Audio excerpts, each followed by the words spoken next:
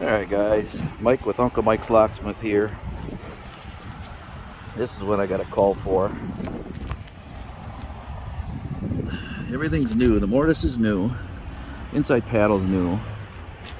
But this locksmith they had here mutilated this. It's cross-threaded. And instead of fixing it the right way, he forced it in. He didn't even put a screw in there. Not only that, but this ring is upside down. It's not even protecting anything. You see this?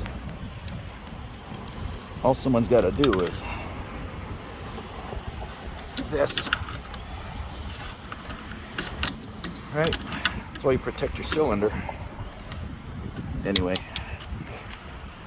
if a locksmith ever installs a ring upside down like this, tell them to stop.